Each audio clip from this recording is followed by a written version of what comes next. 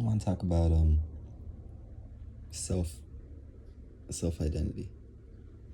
The way you perceive yourself is so important, and it actually makes everything real. Like, I want to talk about racism, and I want to talk about sexism, but really all these isms, all these binaries that we create as humans, they all come down to one thing, and it's just self identity. Like, what do you think the thing that you think you are is?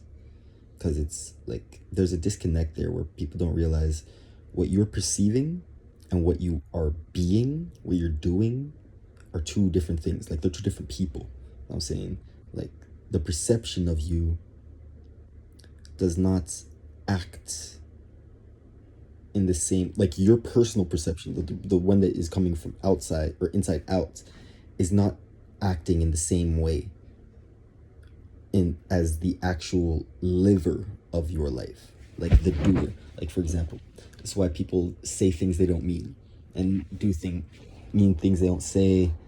It's like there's I just heard recently that there's four, when you're speaking, you reveal four things to people. You reveal information about yourself, or like how you feel about yourself, your personal perspective, and that's how, the self identity. You reveal your how you feel about this person, like your relationship with them. You reveal a fact. You know what I'm saying, just a natural fact. Whenever we're speaking, we're always revealing a fact, and or it's also a perspective on the fact, but you're not there. And we're also revealing our intention from this person. Like, what do we want? What is our message? What are we trying to convey? You know what I'm saying? And it's like, because humans are always seeking to be understood, we're typically placing more priority, or like the weight of the things that we're revealing. Our intention is focused on how the other person, or is like on the what we're actually trying to say to the other person, and the facts. Like, these two, look at it as four sides of a wall. The first side is how you feel about yourself, the relationship, what you want out of this interaction, and just a natural fact. We're always revealing these two more, and we're not really paying attention to what it says about us and what it says about our relationship with people. Because a lot of times, I've noticed so often recently, and I just looking through my life, I felt it about myself, where we say things that we don't feel at all. You know what I'm saying?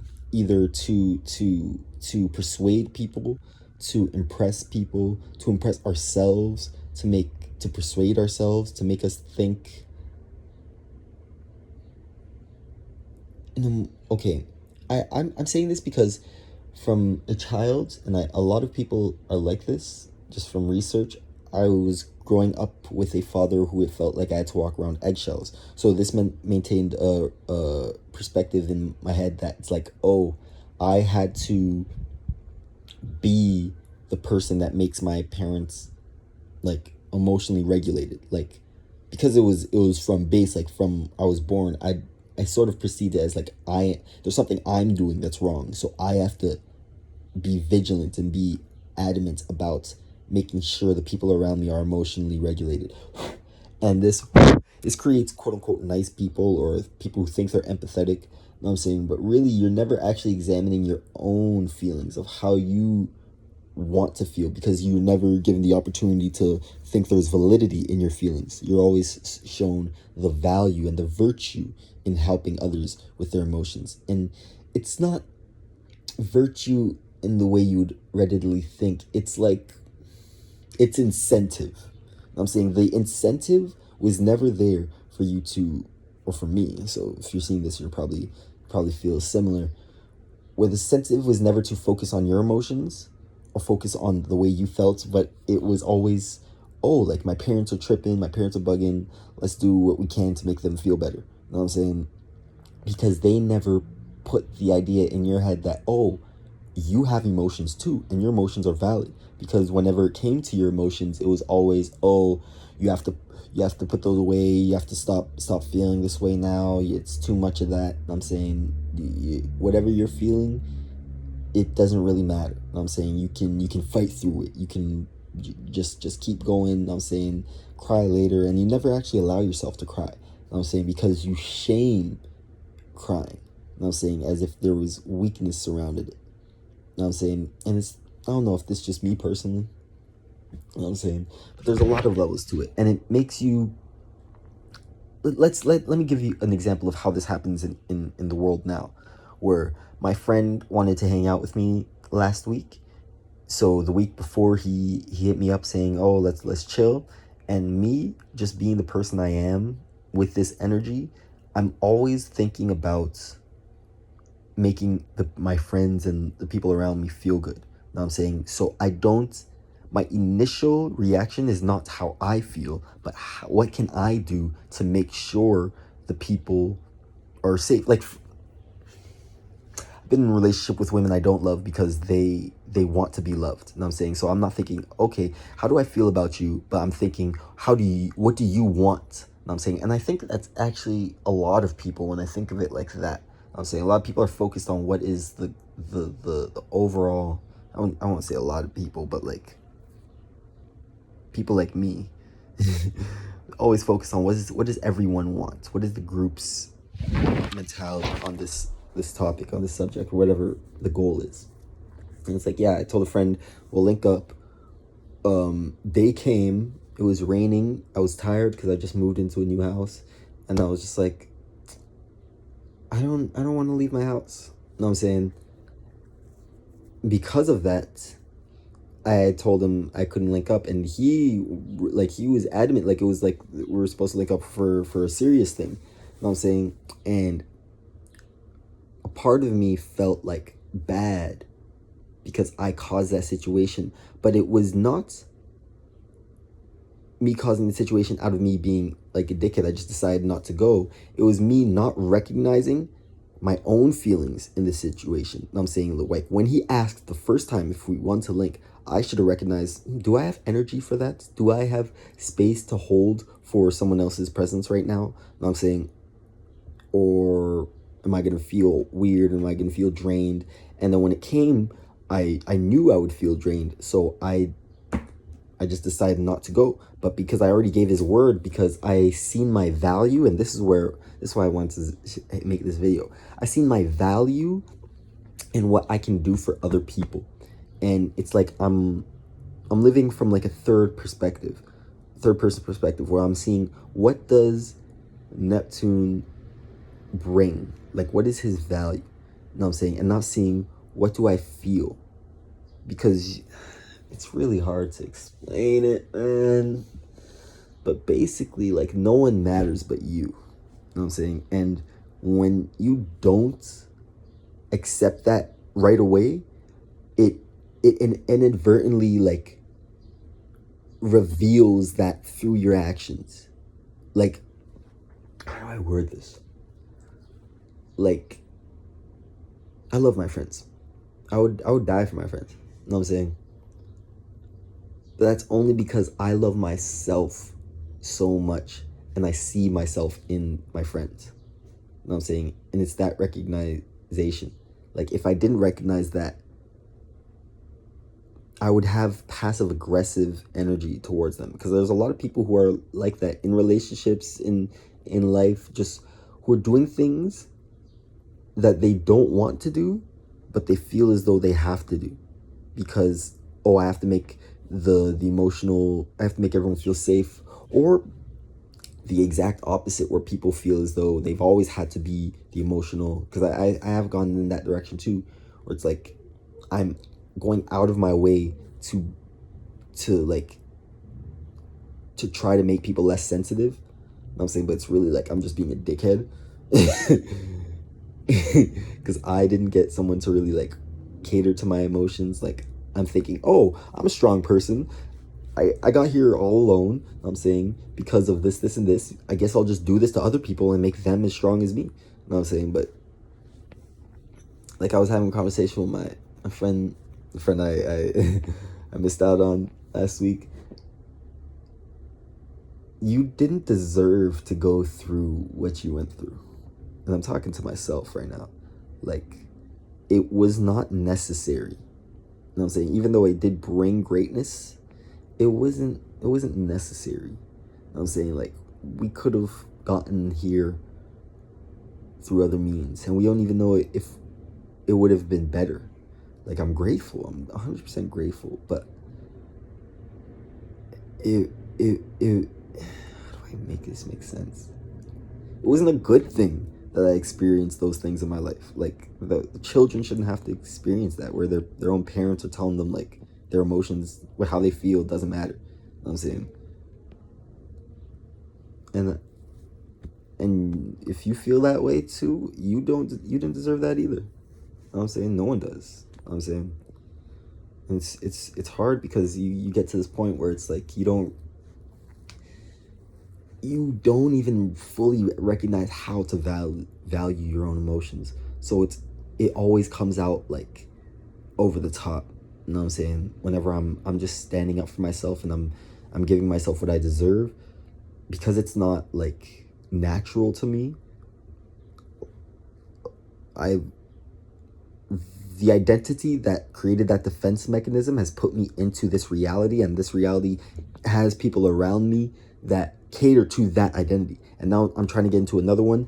To those people that are already set up for this identity, they're like, oh, why are you acting like that? You never act like this before. You're so this and that. But it's like, it happens for a lot of people. When you are growing and you're getting into your true self, and you're actually accepting your feelings and your emotions, and you're taking yourself seriously, and you're not standing for bullshit. People who have gotten used to you standing for bullshit, they'll be like, yo, what's wrong with you? Who do you think you are? What do you I didn't know who I was for a while. Now I know who I am. You know what I'm saying? Now I am aligned. And that's, honestly, it's a good thing when people have that reaction, because they show you if they actually have your best interests at heart. Because you know that you have to do this for yourself. And because you know that, there's no negotiation. You know what I'm saying? Like, this is something that has to be done. So anyone who's stopping you from doing it, or hindering you, or making you think that it's not necessary in your life, they actually don't want to see you at your best. They don't want to see you becoming your true self, becoming a self that loves you. You know what I'm saying? It's because they're just a reflection. Everyone is just a reflection of you, and you were at a period that you didn't love yourself. You know what I'm saying? That's the only reason they're around you. You know what I'm saying? You love yourself. Maybe you don't necessarily have to push them away. Maybe you loving yourself and taking that step will make them think, oh, maybe I was tripping too. You know what I'm saying? Maybe I could love myself more. You know what I'm saying? Because what I've noticed a lot, it always ends up in passive aggressiveness with empathetic people who think they're empathetic. You know what I'm saying? Or identify as empathetic. You're not empathetic if you think you're empathetic. I'm sorry. Because baseline, you have to have an emotion, and it can't be someone else's. You cannot feel someone else's emotion and say, oh, this is how I feel. You know what I'm saying?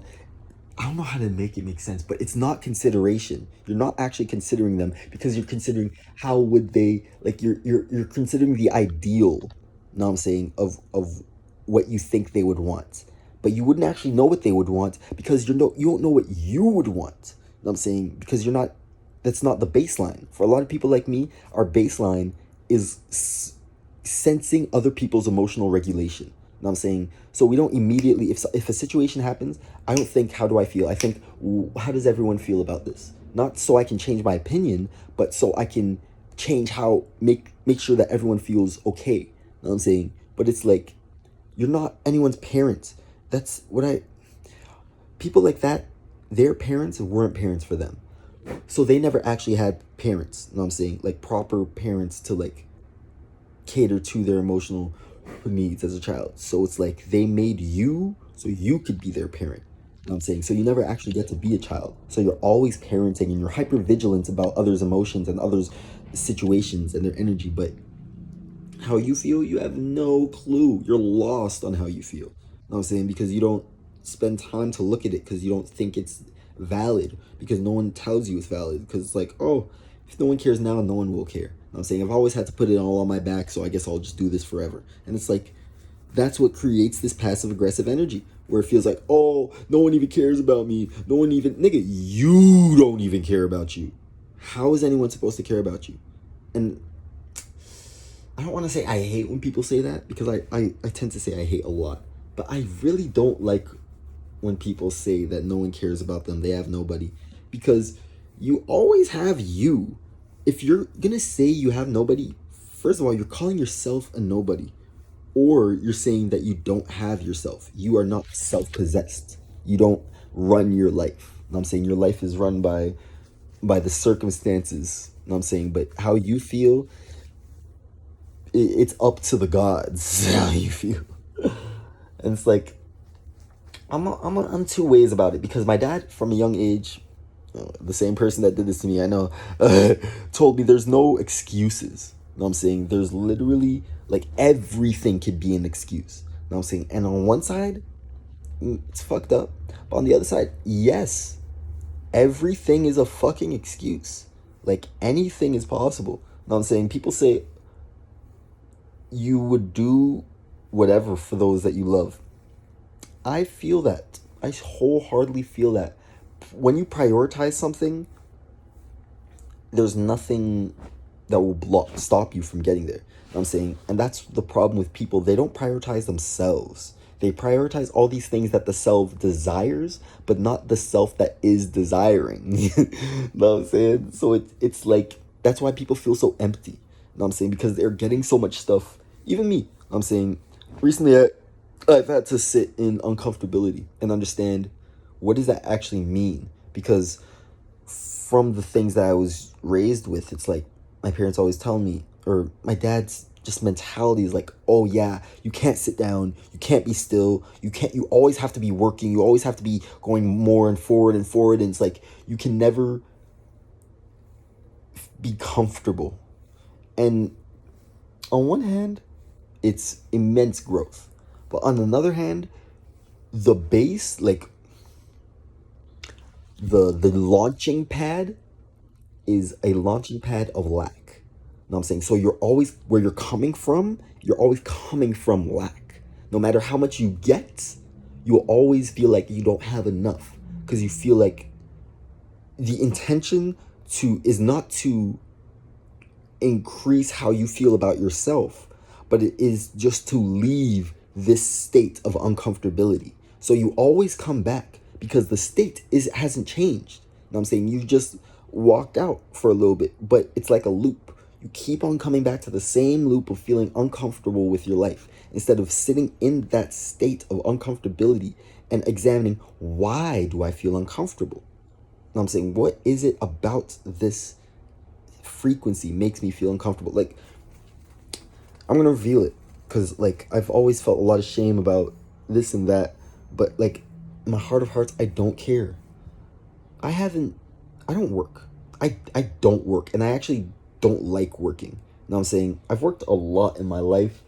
Half of last year, you know what I'm saying, 2 years before that, like a whole, like, I have periods of where I go so hard. I'll wake up 6 o'clock, go to work, max out my hours, like try to get all the hours I can every single day for months. Like, I'm the type of guy, when I start working, I don't have days off. You know what I'm saying? I'm working, and then tomorrow I'm working, and then tomorrow I'm working. Weekend comes, I'm working. Every day it's work, work, work, work, work, because of the inadequacy I feel in relation to my self-image. You know what I'm saying? I feel like I am not enough without money, without these things, without, oh, if I'm not doing this or that, I'm not going places, I'm not treating myself, I'm not doing this and that, what is my value? And that really comes, one, from self-image and my own perspective, but two, it also comes from comparison. You know what I'm saying? Looking at what other people have, looking at how other people are living. Oh, what are other 24, 23-year-olds doing? You know what I'm saying? Where are other people at in their life? You know what I'm saying? And thinking that my life it should look like I'm not doing enough. You know what I'm saying? For the time and place where I am in my life. And that's for a lot of us in this generation, because that's a very Aquarius thing. This Aquarius generation, but that's neither here nor there. I've been sitting in this frequency of uncomfortability for a long time in my life. You know what I'm saying? Of feeling like, yo, what am I doing? And it's actually in this place where things happen for me. Like, when I'm working, It basically feels like I'm a slave. Like my life isn't moving, it's monotonous, it's the same thing every single day. There's no future. There's nothing like happening. It's like, oh yeah, tomorrow I have to maintain me feeling good about my life. I have to come back to work and do this again tomorrow. And then the day after that, and then the day after that, no matter how much money I'll make, I have to keep on maintaining because it's not the money, it's the work. It's feeling as though, oh, people seeing me working, that must mean that they see value in me. You know what I'm saying? So it really, honestly, I have insecurity about how heavily I value other people's opinions and other people's perspective. But honestly and truly, that is the truth. Like, I don't care. If no one was on this planet, why the fuck would I work? You know what I'm saying? Like, there's a lot of people, I don't know if they're like me, but I feel as though they would, it doesn't even matter the people, it's like them, like they feel they're not doing enough if they're not working. But I honestly feel like it's just a contrast to people. Like, people knowing that I don't work makes me feel less than. You know what I'm saying? But it's actually like, when I look at my own life and examine how I feel, how working has actually made me feel in these situations in life, it's like, wait, when I was working, I was actually in the lowest point. You know what I'm saying? There has been high points. You know what I'm saying? Last year there was a lot of high points, but it was like I was at a super high frequency, and then the more and more and more I worked, I didn't realize it, but it was like I I came into the job not even needing a fucking interview. I walked in that bitch, you know what I'm saying? Just walking around Kensington, gave a nigga a paper. I'm saying, hey, yo, if y'all niggas hiring, let me pull up. He said, come tomorrow. I came tomorrow, nigga, I was working. You know what I'm saying? The end of the job, I was in such a low frequency because my boss wasn't paying me every week. You know what I'm saying? I felt like I had to, like I wasn't living for me. You know what I'm saying? And I was stealing from work every week. Every week. You know what I'm saying? Like, constantly stealing from work. You know what I'm saying? And then when I got caught, bro, man, I'm about to say some real shit right here. I was in such a humiliating state. You know what I'm saying? Like, I think I was on my knees begging this nigga. You know what I'm saying? Please don't fire me. Like, I was almost crying. You know what I'm saying? And it wasn't because I wanted the job. It was because of the respect. It was the image that he's seeing me as. You know what I'm saying? I didn't want to leave this situation with him seeing me as a thief. I did not care about the job.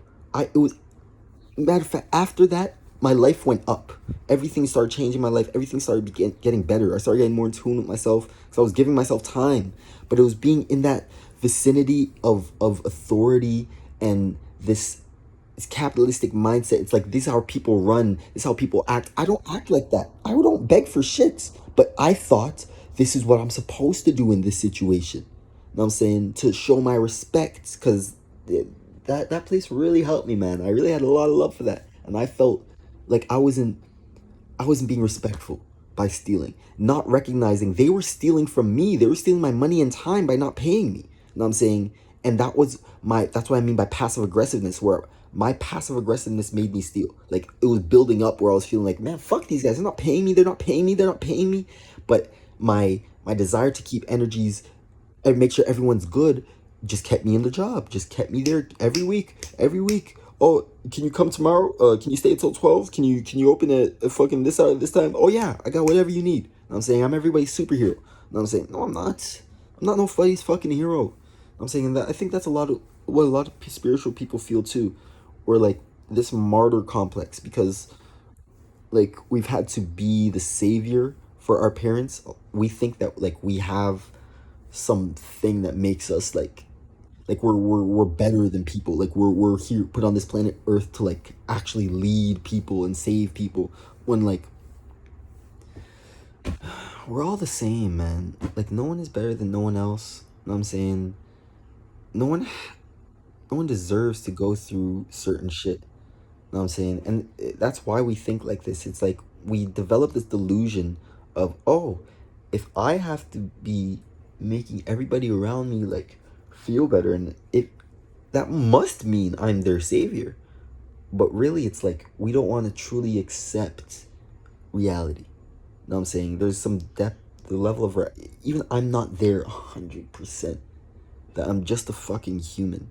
You know what I'm saying? And it's not my job to take care of everybody. It's not my job to worry about my mom. It's not my job to worry about my dad. They created their own lives. They are the master of their destiny, of their reality. Why do I feel so guilty when I can't do something to make them feel better? You know what I'm saying? It's like the guilt eats at me, and it's like it's not because I'm such a pure person, a pure-hearted person. Yeah, whatever, that's cool, but it's just because I don't think that how I feel is as valid as how other people feel. And that's just the base. That's the simple end of conversation. I'm saying, and that's what comes down to when I'm saying about I started the video with self-image. This video has been everywhere, but that's why I started the video with talking about self-image. Because how you feel about yourself is reflected in every single thing you do. So if you don't feel good about yourself and you're putting it down, you're pretending that it doesn't matter, it will come up and it will reveal itself. So, and it will reveal itself in a way that you don't want it to reveal itself. So just pay attention, man. Look at it. Sit with it. Look at yourself. The uncomfortability, the ugliness, the undesirableness. You know what I'm saying? The darkness. And just sit with it. Why is it bad, quote unquote? What makes it bad? You know what I'm saying? I don't know. I don't know, man. I don't know shit. I'm just here.